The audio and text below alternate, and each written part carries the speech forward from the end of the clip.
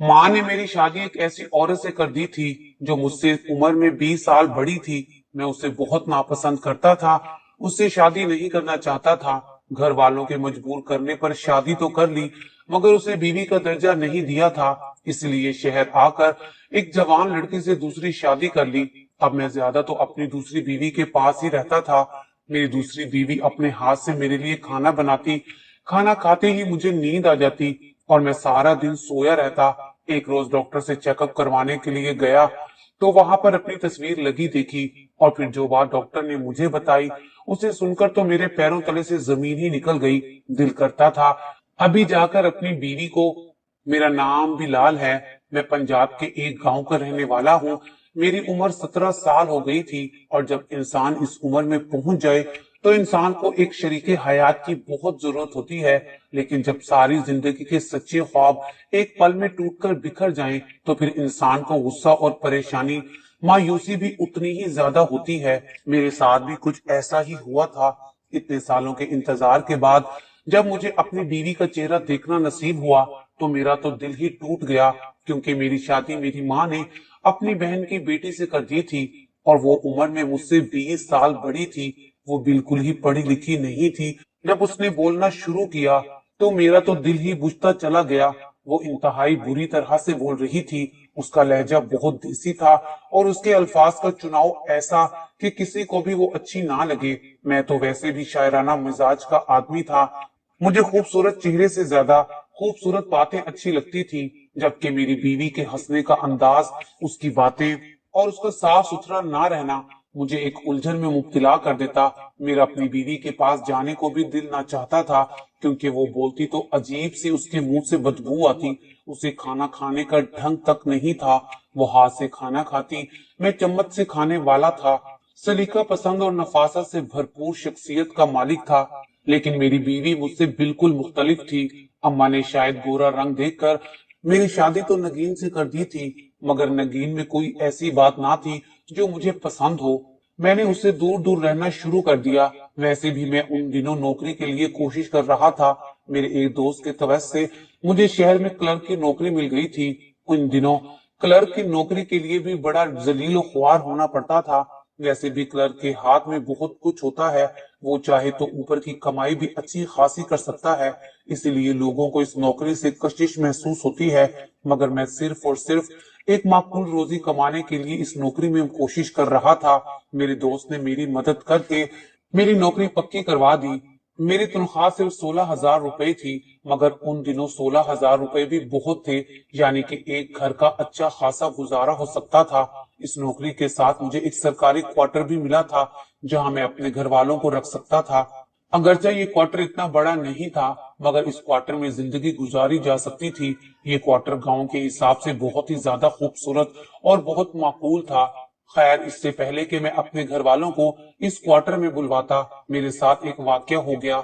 दरअसल उस ऑफिस में एक लड़की अक्सर और बेशतर आया करती थी। वो किसी फार्मेसी से ताल्लुक रखती थी। उसके पास कभी न कभी साइन करवाने के लिए कोई न कोई ऐसा कागज होता है जो वो मेरे पास लेकर आती। मैं कागज पढ़े बगैर ही उसे साइन करके दे देता था। जाने क्यों वो लड़की मुझे बहुत खूबसूरत और हसीन और मासूम सी लगती थी। एक दिन वो बहुत परेशान थी। मैंने उसे यूं ही पूछ लिया कि क्या बात है, आप काफी परेशान लगती हैं। बोली कि बस मैं आपको क्या बताऊं, हर जमाने में ऐसे ही दुख मैंने झेले हैं। मेरी उम्र बहुत कम है, लेकिन फिर भी मैं जिन तकलीफों और अजियतों से गुजर रही हूँ, वो किसी 40 साल औरत के पास भी ना होंगी।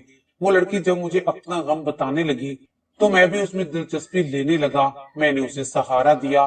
फिर उसने खुद ही मुझे कहा कि यहाँ पर बातें करना मुनासिब नहीं लगता, आप मेरे घर चाय पर आ जाएं, हम मिलकर बातें करेंगे। मैं उसकी जुर्रत पर हैरान था कि वो लड़की कैसे एक अजनबी को घर आने के लिए कह रही थी। फिर सोचा कि शायद मुझ पर भरोसा हो गया हो। आखिर इतने अरसे से वो यहाँ आ जा रही थी, और फिर मैं ऑफिस में सामने ही बैठा होता था, सब लोगों की मदद करता। फिर सोचा कि इसमें बुरा सोचने वाली कोई बात नहीं। उस लड़की के भाई बहन भी उसके घर ही होंगे, जब ही उसने मुझे चाय पर बुलाया होगा। खैर, इतवार के दिन जब छुट्टी थी तो मैं घर जाने के बजाय उसके दिए हुए पते पर उसके घर पहुंच गया। कहने लगी, आप मेरे गरीब खाने पर आए, मुझे बहुत खुशी हुई। اس نے دروازہ خود ہی کھولا تھا۔ وہ عام سے کپڑوں میں ملبوس تھی، بہت خوبصورت لگ رہی تھی۔ پھر وہ مجھے اندر ڈرائنگ روم میں لے کر گئی، مگر یہ جان کر مجھے حیرت ہوئی تھی کہ اس کے گھر میں کوئی بھی نہیں تھا۔ گھر میں بلا کی خاموشی اور سکون تھا۔ کہنے لگی، آپ بیٹھیں، میں آپ کے لیے چائے بنا کر لاتی ہوں۔ 5 منٹ میں وہ چائے بنا کر لے آئی۔ میرے سامنے بیٹھی وہ بہت پر اسرار خوبصورت اور با ادب شخصیت کی مالک لگ رہی تھی۔ اس کا قد تقریباً 5.5 فٹ سے زیادہ ہوگا۔ میں اس کی خوبصورتی دیکھ کر گھائل ہو گیا۔ میں نے کہا، اتنی خوبصورت لڑکی اور اکیلے گھر میں آپ کو کوئی ڈر نہیں لگتا؟ وہ بولی کہ اکیلے تو آپ بھی رہتے ہیں۔ میں نے حیرت سے پوچھا کہ آپ کو کیسے معلوم میں اکیلا رہتا ہوں؟ کہنے لگی، آپ کا اور میرا دکھ مشترکہ ہے۔ میں آپ کی آنکھوں کو ہی دیکھ کر اندازہ لگا سکتی ہوں کہ آپ اپنی زندگی میں تنہائی کا شکار ہیں۔ مجھے ایسے لگا جیسے میری دکھتی رگ پر کسی نے ہاتھ رکھ دیا ہو۔ میں نے کہا، بات تو آپ کی بالکل صحیح ہے، میں اپنی بیوی کے ہوتے ہوئے بھی تنہائی کا شکار ہوں۔ پھر میں نے اپنی بیوی کی برائیاں بیان کرنا شروع کر دی۔ ویسے بھی ایک ہمدرد یا گفتگو کرنے والا ملے تو انسان اسے کچھ نہ کچھ اپنے راز بتا ہی دیتا ہے۔ میں نے تو اپنی ساری زندگی کتاب کی طرح کھول کر اس کے سامنے رکھ دی۔ وہ بولی کہ مجھے اندازہ نہیں تھا آپ اتنے دکھی ہوں گے، میں تو اپنا دکھ بھول گئی ہوں۔ آپ جیسے خوبصورت نوجوان کو ایک پڑھی لکھی ہی لڑکی ملنی چاہیے تھی، لیکن آپ کے ساتھ جو ہوا مجھے اس پر شدید دکھ ہے۔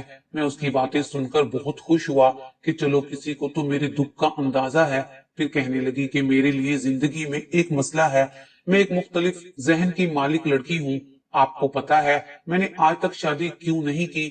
یکدم اس نے ایک ایسی بات کر دی کہ میں اچھل پڑا۔ اچھا، آپ غیر شادی شدہ ہیں؟ میں نے حیرت سے پوچھا تو وہ کہنے لگی، آپ کو کیا لگا میرے بچے اسکول گئے ہیں اور میں سکون سے آپ سے باتیں کر رہی ہوں؟ وہ لڑکی بولی تو میں ہنس پڑا، نہیں، آپ تو بہت کم عمر لگتی ہیں، میرا وہ مطلب نہیں تھا۔ خیر، میں آپ کو بتاتی ہوں کہ میں نے شادی کیوں نہیں کی۔ وہ لڑکی ہاتھ پر ہاتھ رکھے بڑے ہی اعتماد انداز میں مجھے بتا رہی تھی، میں نے شادی اس لیے نہیں کی کہ مجھے شوہر کا ہر وقت ساتھ رہنا اچھا نہیں لگتا۔ میں تنہائی پسند ہوں، میں چاہتی ہوں کہ میں اپنی زندگی آزادی کے ساتھ گزاروں۔ پھر باتوں باتوں میں اس کی اور میری پسند پر بات ہونے لگی۔ وہ بولی کہ تم مجھ سے شادی کیوں نہیں کر لیتے؟ میں اس کے اتنے پر جستہ جواب پر حیران رہ گیا کہ وہ ایسا کیسے کہہ سکتی ہے۔ ایک کواری لڑکی اور آزاد خیال لڑکی مجھے اپنا شوہر بننے کا کیوں کہہ رہی تھی، جبکہ میں ایک معمولی کلرک تھا اور وہ ڈاکٹر تھی۔ میں نے کہا کہ میں آپ کو کچھ بھی نہیں دے سکتا، میرے پاس تو اپنی بیوی بچوں کے خرچہ پورا کرنے کے لیے بھی پیسے نہیں ہوتے۔ میں آپ سے شادی کر کے آپ کے لیے بوجھ بن جاؤں گا۔ کہنے لگی، مجھے اس بات سے کوئی مسئلہ نہیں، بس تم ایسا کرو گے کہ مہینے میں 1-2 بار میرے ہاتھ چکر لگا لیا کرنا، باقی میں اپنے کاموں میں مصروف رہتی ہوں۔ مجھے اچھا نہیں لگے گا کہ تم مجھے بار بار تنگ کرو اور شوہر ہونے کا حق جتاؤ۔ بس یوں کہہ لو کہ مجھے صرف ایک دوست کی ضرورت ہے جو میرے ساتھ کبھی کبھار بات چیت کر لیا کرے، میری تنہائی دور کر دے۔ لیکن چونکہ میں ایک مسلمان معاشرے سے تعلق رکھتی ہوں تو میں نہیں چاہتی کہ میرا دوست ایک غیر محرم ہو اور مجھے اس سے باتیں کرنے اور اپنے دکھ بتانے کا گناہ ملے۔ بس اسی لیے میں چاہتی ہوں کہ یہ ایک جائز رشتے کے تحت ہو۔ میں اس لڑکی کی باتیں سن کر حیران رہ گیا۔ مطلب کہ صرف ایک دوست کے لیے تم شادی یعنی کہ نکاح کرنا چاہتی ہو؟ یہ تو بہت اچھی بات ہے کہ تمہیں نکاح کے تقدس کا علم ہے اور تم کسی غیر محرم سے دوستی نہیں کرنا چاہتی۔ وہ بولی، ہاں بالکل ایسا ہی ہے، بس اگر میری مجبوری نہ ہوتی تو میں کسی خاندان کے لڑکے سے ہی شادی کر لیتی، لیکن میں جانتی ہوں کہ وہ سب شوہر بن کر مجھے کام کرنے سے روکیں گے۔ خیر، اب مجھے بڑی حیرت ہوئی تھی۔ پھر اس نے کہا کہ تم اگلے اتوار کو دوبارہ آنا، میں تمہارے ساتھ چل کر عدالت میں شادی کر لوں گی۔ میں نے کہا ٹھیک ہے، لیکن تم چپ رہنا، تم نے بالکل بھی کچھ نہیں بولنا۔ اس نے مجھے یہ کہہ کر حیران کر دیا کہ میں کچھ بھی نہ کہوں گا، بس تمہیں کاغذ پر دستخط کرنا ہوں گے اور پھر ہم میاں بیوی بن جائیں گے۔ مجھے کیا تھا، میں خوشی خوشی اپنے گھر آ گیا۔ میں نے کہا اچھا ہوا کہ شہر میں مجھے تنہائی بانٹنے کے لیے ایک خوبصورت لڑکی کا ساتھ نصیب ہو گیا۔ میں تو اس بات پر یقین نہیں کر پا رہا تھا کہ ایک لیڈی ڈاکٹر ایک عام سے کلرک کو اپنی زندگی کا ساتھی چن لے گی۔ خیر، اگلے اتوار میں دوبارہ اس کے ٹھکانے پر گیا۔ وہ مجھے ایک آدمی کے ساتھ لے گئی۔ وہاں پر 3 شخص اور بیٹھے تھے جو کہ کم و بیش اسی طرح کے لگ رہے تھے۔ उन्होंने मुझसे कागज पर दस्तखत करवाए और अंगूठे भी ले लिए। अंगूठे के निशान देने के बाद मुझे लगा कि मैं एक लेडी डॉक्टर की जायदाद और उसकी शख्सियत और उसकी हर चीज का मालिक बन गया हूँ। मैं बहुत खुश था, इतना खुश कि मैंने उससे मजीद कोई तफसील तक नहीं पूछी। ये भी नहीं कहा कि आप मेरी बीवी के लगते क्या हैं। उसने शर्त ही यही रखी थी कि निकाह होने के बाद तुम मुझसे मेरे खानदान के बारे में ज्यादा तफसीलन नहीं पूछोगे। तुम बस दोस्ती की हद तक इस रिश्ते को रखो तो ठीक है। मैं तुम्हारे लिए सब कुछ करूंगी जो कि एक बीवी करती है। उसकी बात से मुझे कोई एतराज नहीं था। मैं एक मुख्तलिफ तबीयत का मालिक था। मुझे बस बातें करने वाली एक खूबसूरत औरत चाहिए थी जिसकी बातों में शीरनी हो, चाशनी हो। मैंने कहा मुझे तुम्हारी हर शर्त मंजूर है। तुम्हारी बातें मुझे अच्छी और खूबसूरत लगती हैं। हम अपने रिश्ते को यहीं तक महदूद रखेंगे। वो बोली बस ठीक है। जो प्यार तुम्हें अपनी बीवी से नहीं मिला वो तुम्हें मुझसे मिलेगा। मैं तुम्हारे लिए तरह तरह के खाने बनाऊंगी, अच्छे कपड़े बनवाऊंगी, तुम्हारे साथ बातें करूंगी। मैं उसकी बातों में आ गया। बहुत खुशी खुशी मैं उसके घर आने जाने लगा। हमारी मुलाकात का ये तीसरा हफ्ता था। जब मैं अपनी दूसरी बीवी के घर बैठा था, वो बोली आज मैं तुम्हारे लिए खास किस्म का सूप बना रही हूँ जिसे पीते ही तुम्हें सुकून मिल जाएगा। मैं बहुत खुश हुआ। मुझे वैसे भी गैर मुल्की खाने खाने का बड़ा शौक था, मगर होटल की कीमत इतनी होती थी कि मुझे बाहर खाने का कभी इत्तेफाक नहीं हुआ था। जबकि मेरी बीवी खाना बिल्कुल होटल की तर्ज का बनाती थी। खैर अब तकरीबन आधे घंटे में वो सूप लेकर मेरे पास आ गई। बोली कि आज तुम इसे पियोगे तो तुम्हारी जिंदगी बदल जाएगी, उसके बाद तुम्हें कोई सूप अच्छा नहीं लगेगा। मैं उसकी बात सुनकर हैरान रह गया। मुझे खुशी भी बहुत हुई थी, मगर जब वो सूप पिया तो वो थोड़ा कड़वा सा था। उसे पीते ही मुझे लगा जैसे मैं मर जाऊंगा, मगर मेरी बीवी की हौसला अफजाई पर मैं पीता गया। फिर इस बात का भी डर था कि कहीं ये मुझे देहाती ना समझ ले कि इसे सूप कड़वा लग रहा है। खैर मैंने बड़ी मुश्किल से सूप खत्म किया। वो बोली कि अब तुम सो जाओ और मुझे नींद भी बहुत आ रही थी। सूप पीते ही मेरी हालत गैर होने लगी थी, लेकिन फिर मैं फौरन सो गया तो मेरी तबीयत कुछ बेहतर हो गई। जब मैं उठा तब मेरी टांगों में और पूरे जिस्म में जिस तरह का दर्द हो रहा था, ऐसे लगता था जैसे मैं अभी अभी मर जाऊंगा या फिर सारी जिंदगी इसी दर्द के साथ गुजारना पड़ेगी। बहरहाल मैं जब सोकर उठा, मेरी बीवी मेरे सामने ही बैठी थी। वो बोली कि अच्छा हुआ तुम उठ गए हो। तुम अभी नींद में मुझसे दर्द की दवाई मांग रहे थे, इसीलिए मैंने तुम्हारी तबीयत की खराबी के पेश नजर तुम्हारे लिए दवा रखी है, इसे खा लेना। मैंने देखा मेरी साइड टेबल पर दो गोलियां और एक पानी का गिलास पड़ा था, जिसे खाते ही मुझे कुछ सुकून आ गया, मगर छींके, खांसी और बुखार अभी भी था। मेरी बीवी बहुत परेशान थी। कहने लगी कि उम्मीद है तुम जल्दी ठीक हो जाओगे, बस फिक्र नहीं करना, मैं तुम्हारा इलाज खुद करूंगी। मुझे लगता है कि तुम इस सूप के पीने के बाद बीमार हो गए हो। मेरी बीवी ने ये बात कहकर अपनी गलती का एतराफ कर लिया कि उसने खाने में मिर्च मसाले ज्यादा डाल दिए होंगे, तो शायद मुझे एलर्जी हो गई है। खैर मैं ड्राइंग रूम में आया तो उसने गोलियों के दो पत्ते और मुझे थमा दिए और बोली कि अब तुम्हें ये दवाई 3 माह तक खानी पड़ेगी। अगर नहीं खाओगे तो इसी तरह की खांसी तुम्हें लगती रहेगी। मैं ये सुनकर बड़ा ही परेशान हुआ कि एक सूप पीने के बदले मुझे 3 महीने गोलियां खाना पड़ेंगी। खैर क्या ही कर सकता था। मैंने वो गोलियां अपने पास रख ली और शाम को एक और गोली खाकर मैं अपने ही क्वार्टर में आकर सो गया, क्योंकि अब मैं कुछ दिन अपने क्वार्टर में गुजारना चाहता था। उस दवाई के खाने के बाद मैं कुछ अच्छा महसूस कर रहा था और उधर मेरी पहली बीवी मुझे तंग कर रही थी कि तुम्हें गए हुए 6 महीने हो गए हैं, अब तक तुमने हमें शहर नहीं बुलाया। मेरी पहली बीवी मुझसे लड़ने लगी। मजबूरन इतवार के दिन मैंने उन्हें घर से बुलवा लिया। मेरा क्वार्टर ज्यादा बड़ा तो नहीं था, मगर अम्मा और बीवी के रहने की जगह उसमें बहुत थी। खैर जब ये लोग आए तो मैंने अपने घर की सभी चीजें जो कि दूसरी बीवी के मुतल्लिक थी एक एक करके छुपा दी। गोलियों के पत्ते इसी वजह से कहीं इधर उधर हो गए। शाम को जब मेरी तबीयत खराब होने लगी तो मुझे उस गोली की अशद जरूरत पड़ी, क्योंकि मेरे पास तो वो गोली थी नहीं जो मेरी दूसरी बीवी ने दी थी। पहली बीवी की वजह से मैंने सब कुछ छुपा दिया था। अब मैं ढूंढता फिर रहा था।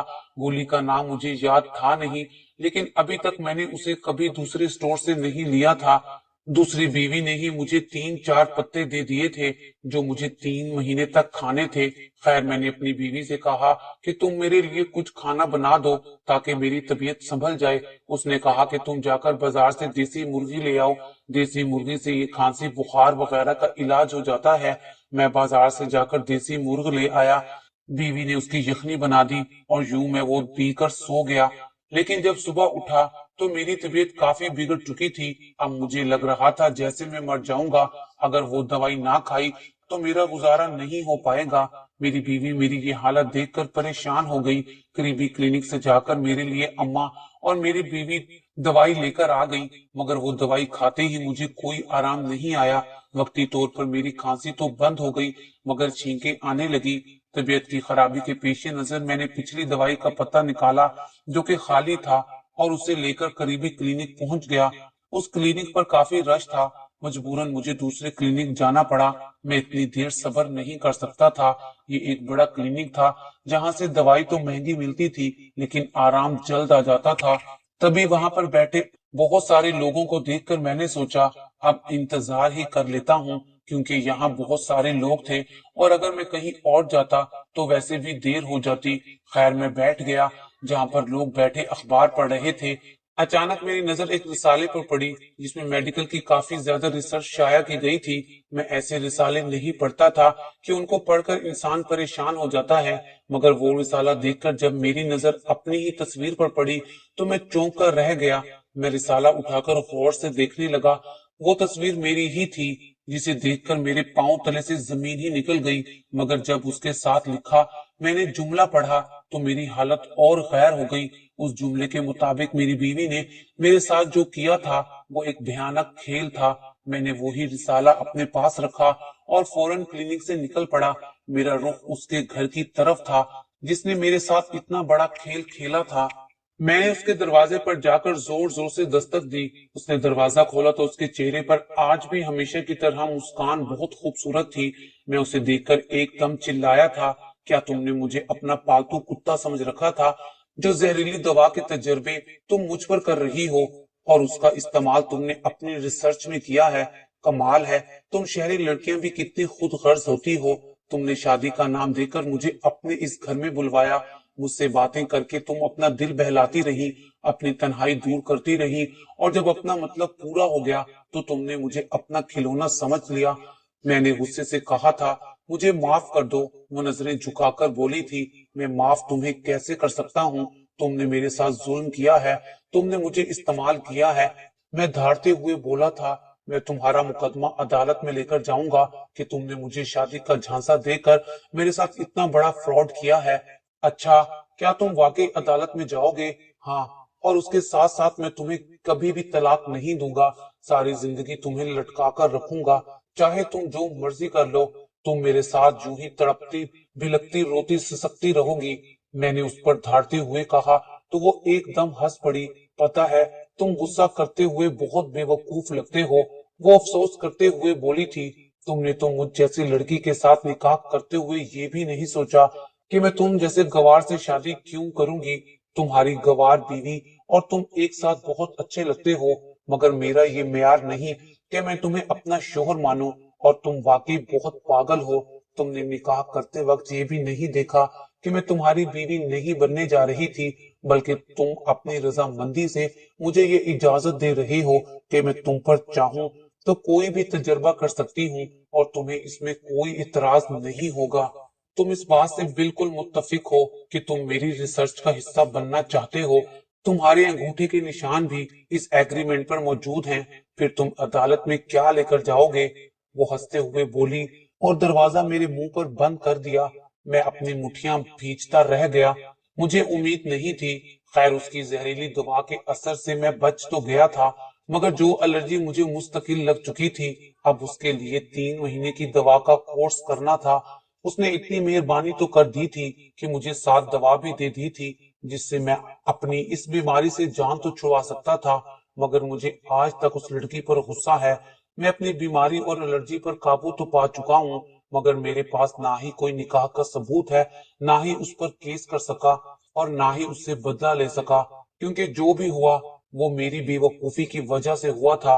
اس میں اس سے زیادہ قصور میرا ہی تھا۔ جب اللہ تعالیٰ نے مجھے عقل دی ہے، انسان بنایا ہے، اشرف المخلوقات بنایا ہے، تو مجھے سوچ سمجھ کر ہی کچھ کرنا چاہیے تھا۔